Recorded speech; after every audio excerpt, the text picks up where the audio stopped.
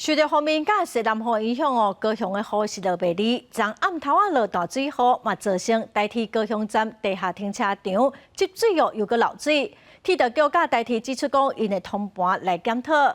另外，高雄的轻便铁路车门嘛漏水，各界嘛表示讲会将对所有的车队来做检修。工作人员摕扫水的工具对积水的停车场行入客人车新车区，就看到新车区同款严重积水。台铁高雄站的地下停车场今年1月启用到即马，无到半冬，车衫尾仔马的中港河停车场出现真侪积水。高雄市的一个最大的时雨量大概达到47哦，那所以这个集水面积的水下来之后，我们车道下面的节水沟宣泄不及，那造成水满溢，那进入到停车场，那影响到停车场。车道壁边全是漏水水痕，来到地下1楼的车站大厅，嘛有真侪所在一直到初时透早搁伫漏水。天井的设计嘛，互雨水直接伫大厅涂骹变做积水。至少以美观来说算是好看的，但实用性的话，可能要再考虑一下。如果它下面这边就积水的话，可能会蛮不方便的。对，那如果只是走旁边的话，可能就还好。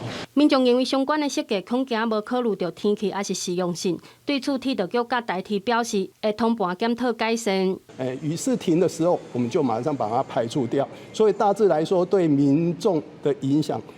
其实是不大的哈。那当然，针对这些缺失，我们会做一个详细的检讨。大雨影响的唔哪台铁车站，高雄轻铁车衫嘛有乘客发现车门疑似因为大雨漏水。高捷公司已经进行检修，判断是车门胶条可能有硬化的情形，导致雨量过大时从细缝中渗出。初时透早高雄部分地区阁有落雨，车门漏水可能牵连着徛伫车门边的乘客。高捷公司除了会失礼，嘛表示后续会对全车队做检修。公司新闻陈焕武、柯正俊高雄报道。